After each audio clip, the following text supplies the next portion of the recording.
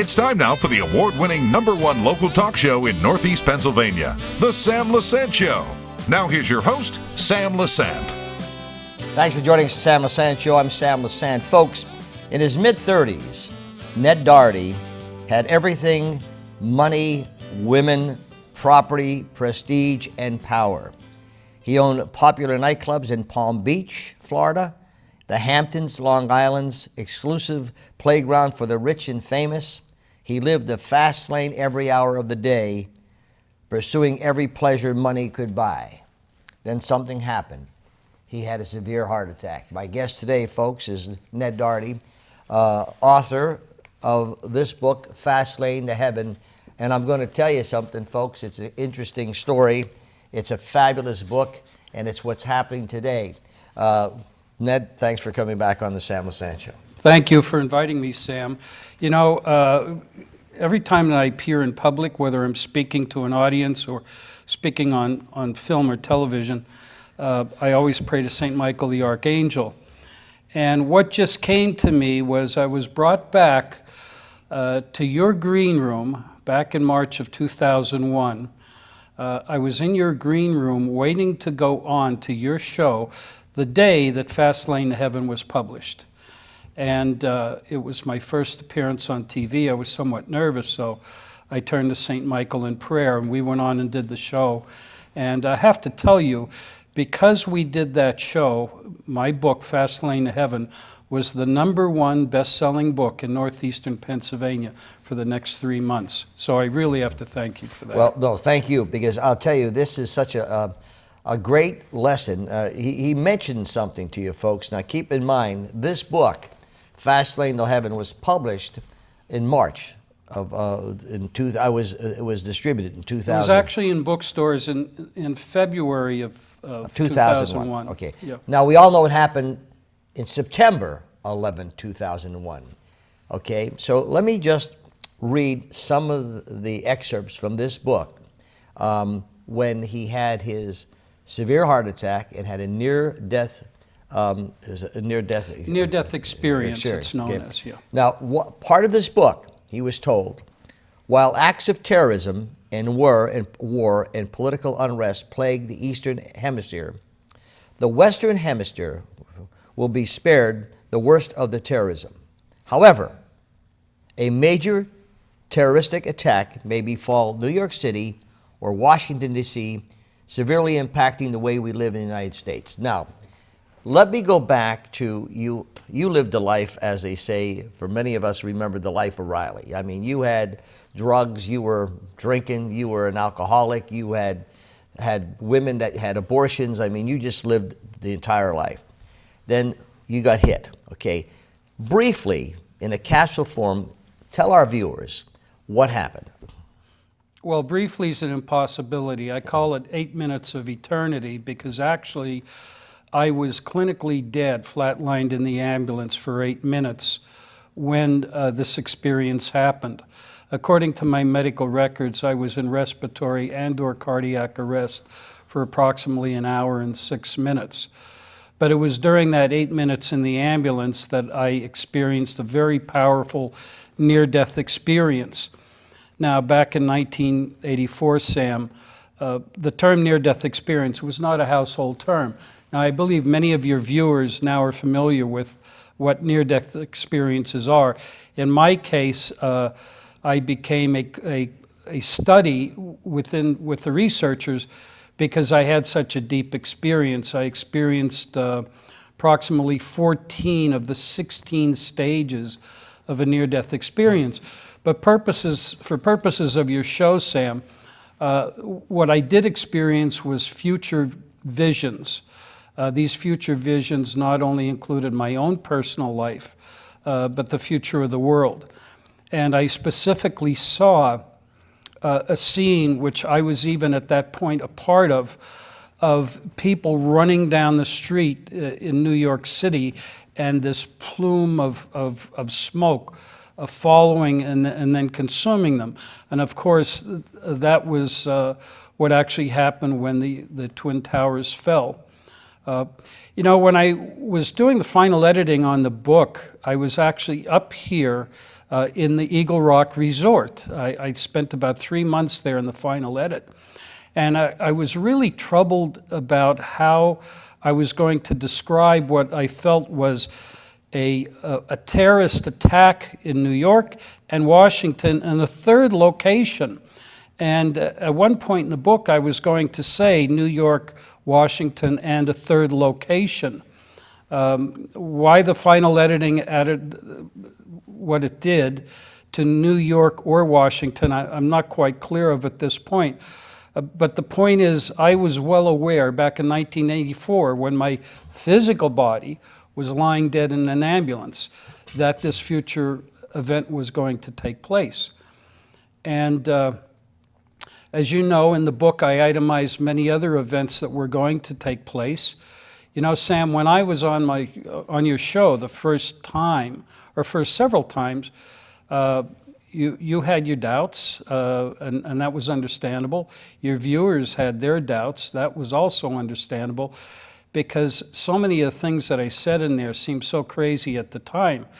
But now, here we are in 2016, and many of those events have since taken place. The interesting thing about this book, it's so dead on, and people sometimes, are like leery, okay?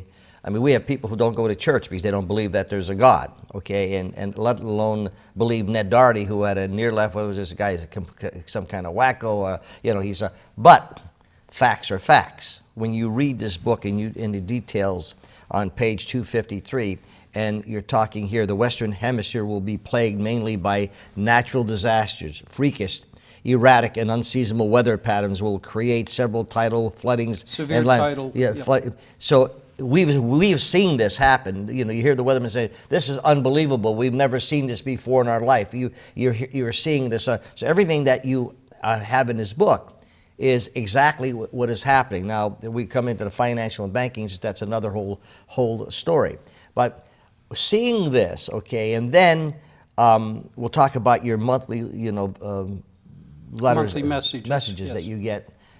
Saying, this guy's got to be off the wall, But when you read this, and you're saying, well, wow, you were right on target, okay? So explaining what a near-death experience is, okay? If you've seen, you did not see the Blessed Mother, but you saw a light, correct? You assume it was the Blessed Mother. Is that correct? Oh, I refer to Our Lady of Light, right, in the experience. And yes, I was in her presence. She was very much involved in showing me these future events, and everything that she has shown me has turned out to be true. The most important message that I did receive is none of these events in the future need take place if mankind returns to God and to God's plan. But from what I've seen since that experience, we've not only not returned to God's plan for mankind, we are still going completely in the other direction. So unfortunately, I think the worst of the events may still take place. And I see it in a specific time period in our lifetime. That's the bad news. But the good news is that there will be a second coming. And it's anyone watching this show who has been watching current events and world events must recognize that the world cannot continue to go on the way it has been without a direct intervention. For those who don't believe in God, they perhaps are going to find out about the presence of God in our lives in a very powerful transformational way, because we will see events in the future where all of us individually are going to face the recognition that there is a supreme being, there is a God who's looking over us. And the way the course of events are going for mankind now, we are going to have to recognize that our mission and our responsibility is to our Creator. And we are going to have to, as human beings, individually, turn the tide for the better, away from the evil and back to the good, in order for us to survive as a civilization. Ned, when this happened in September, the churches were jammed, if you recall. People were going to church, whether we were Protestant, Jewish, or whatever, Catholic. They were going to church, they were praying and asking God, for whatever. And as things go by and people are working and they have money and they don't need God anymore, see? They don't even bring their children, if they're Catholic, they don't even bring their children to Mass anymore. People have turned away from God until they need something. There's a sickness in the house, pray for my son, pray for my father, pray for my grandmother. And you get preachers until you're blue in the eyes. My point is, when you look at society today, and you look at the fact that these people who are promoting the abortions, you were a part of that many, many years ago. You've seen some of your people, kids that you were born. You're referring to unborn children. Unborn children. Yes. And when you have this mass murder that I call, and you have politicians that are running today and are proud to say, we had one person that was speaking at a pro-choice, and she was proud to announce that she had abortions, okay? And we have to protect women, and we have to protect their rights, which is the furthest from the truth, okay? We see all of this stuff happening in the country, and we want to know why our kids are drugged up. We want to know why there's all these different things. You think God's trying to tell us something, Ned? Well, I think the God has always been trying to tell us something, but unfortunately, God's enemy is the one who's ruling the world at this point. And that's why a divine intervention needs to take place and will take place at some point in the future. And I truly believe now, based on my experiences, that I was shown a timeline. And that timeline is within our lifetime, that there is going to be a dramatic change to this world, and it will be in the not too distant future. In the book, you talk about a new world order, and we hear this a lot. Folks, I'm talking to Ned Doherty. The book is called Fast Lane to Heaven. I got to tell you, when he came to me at St. Gabriel's Mass after he had a manuscript, and prior to the very first time, he says, I'm writing this book, and he introduced himself to me and said, I would really like to come on the show and talk about it. I, at that point, said, well, sure. When your book's published, come and see me, and sure enough, it's published. But I read this book, and it is unbelievable. Now, he also has monthly messages. We'll talk about this. But we come back. We're having one break on the show. We're going to open the show with a speech that President Kennedy made. Stay with us. The very word secrecy is repugnant in a free and open society. And we are, as a people, inherently and historically opposed to secret societies, to secret oaths, and to secret proceedings. For we are opposed around the world by a monolithic and ruthless conspiracy that relies primarily on covert means for expanding its sphere of influence, on infiltration instead of invasion, on subversion instead of elections, on intimidation instead of free choice. It is a system which has conscripted vast human and material resources into the building of a tightly knit, highly efficient machine that combines military, diplomatic, intelligence, economic, scientific, and political operations. Its preparations are concealed, not published. Its mistakes are buried, not headlined. Its dissenters are silenced, not praised. No expenditure is questioned, no secret is revealed. That is why the Athenian lawmaker Solon decreed it a crime for any citizen to shrink from controversy. I am asking your help in the tremendous task of informing and alerting the American people, confident that with your help, man will be what he was born to be, free and independent. Welcome back to the Sam Lesante Show, folks. You remember you can watch us 24/7, ssptv.com. My email is sam@ssptv.com. My guest is Ned Doherty, who is the author of Fast Lane to Heaven. So we just heard President Kennedy, okay? This is many years ago in the 60s.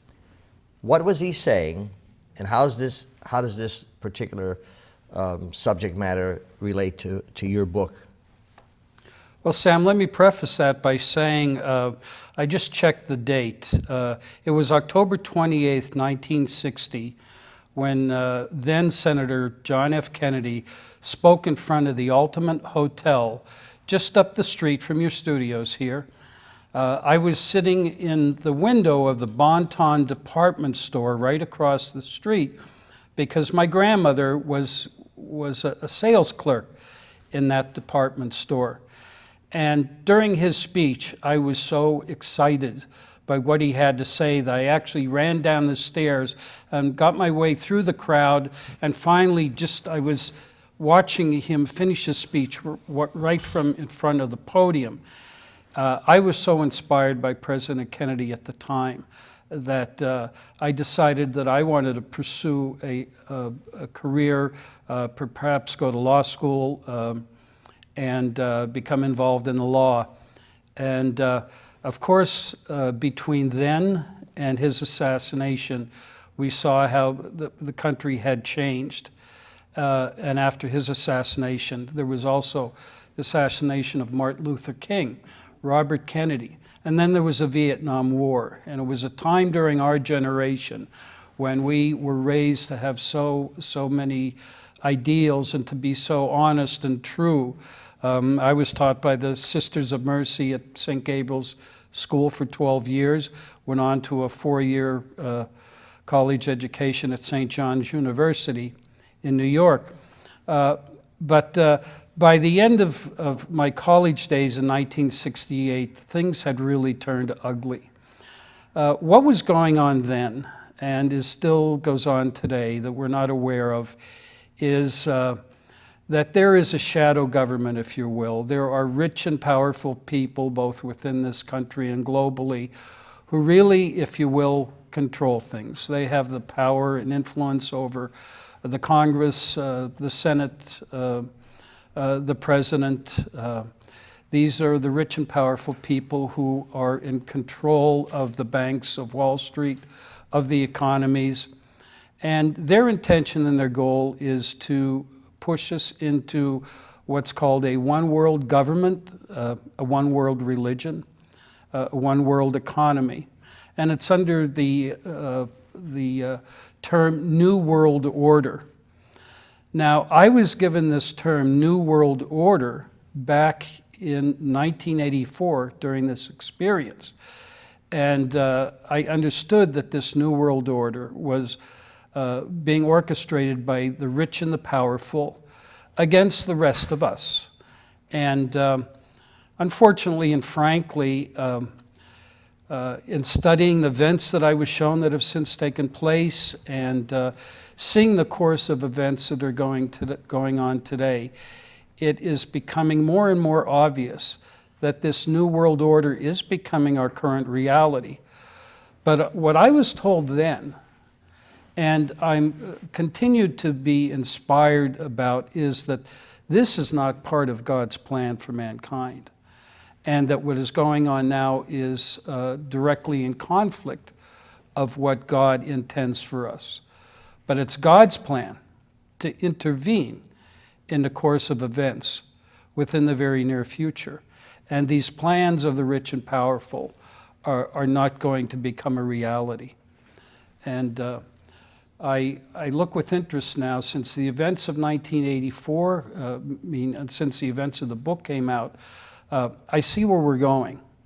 And I am of a belief, because of what I experience and what I continue to experience in inspiration, that we are going to have a transformational event that's going to take place.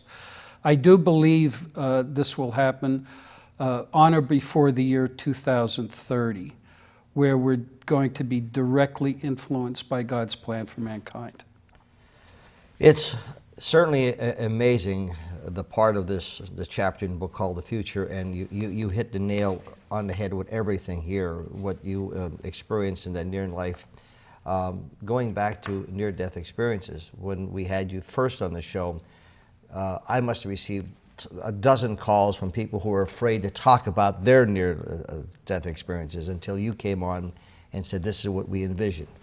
You know, Ned, we could talk until we're blue in the face. You know, I still feel that, you know, when you're killing unborn babies, it's such a disaster. I know people are concerned about the economy when they're voting for someone. They're looking at the economy. Yes, they have to provide, you know, and hopefully there's jobs out there. We need those jobs. The lack of faith we're seeing, particularly with Catholics who are not practicing their faith, Protestants are not going to church, Jewish people are not going to the synagogues because they're living the life, you know, they have everything, the SUVs and money, and who needs God, okay? It's sad because in your messages, and folks, he has a message every month on End Times Daily, on Facebook, End Times Daily, or you go to endtimesdaily.com. Because they call us wackos, you know, who is this? We're not I'm the biggest sinner that you could imagine, but the point is that we've lost that. We've lost that reverence. We've lost the fact of our fate. We're letting people, you know, kill us. You know, you watch television today, it's the media, the Hollywood, they can't throw enough of that on us. And we're battling with our children, we're battling. Your suggestions? Well, it's interesting that you brought up Hollywood and the media because in my book, Sam, I was shown the future of not only the world, but my own personal future. And I saw that I would become involved in film and television. And currently I'm working with my son who is an actor.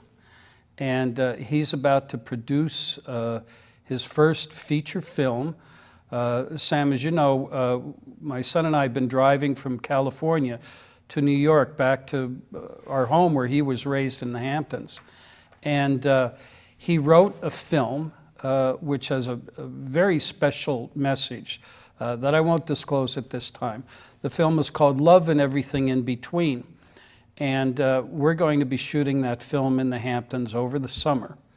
So Hollywood has a place also in getting the message out, a good message. Big time. And this is what we're doing. Unfortunately, we could probably have 3 more hours of this discussion, and I know, being that you'll be in New York City, we may get you back, and maybe we'll even come down and do an on-location interview with you in the Hamptons to see how things are going and talk to your son. Well, you can come out during the film shoot. We'll allow you, Sam, exclusive rights to come on set. My son's name is Michael Dougherty, and his future fans can look him up on IMDb. That's the Internet Movie Database.com. That's Michael Dougherty, and the film is Love and Everything in Between. Well, we're going to take you up on that invitation. Folks, in the book, he talks about the New World Order, okay? It's Fast Lane to Heaven. You can get this. Just go to his website, and you can sure you get the book. It's a fascinating book. It's all factual before September 11th. Everything that's in his book we have been seeing. Every month he talks about the messages he gets, and one of the things that always says, get back to prayer, get back to your church, get back to your religion, okay? We need that. We are in a difficult situation this year, folks. Every year we have an election coming up. Please look at these candidates, who they are, what they stand for. The rest is up to a lot of prayer. We'll see you next time. Halfway around the world, we are engaged in a great struggle in the skies and on the seas and sands. We know why we're there. We are Americans, part of something larger than ourselves. For 2 centuries, we've done the hard work of freedom, and tonight we lead the world in facing down a threat to decency and humanity. What is at stake is more than one small country. It is a big idea, a new world order, where diverse nations are drawn together in common cause to achieve the universal aspirations of mankind: peace and security, freedom, and the rule of law. Such is a world worthy of our struggle and worthy of our children's future.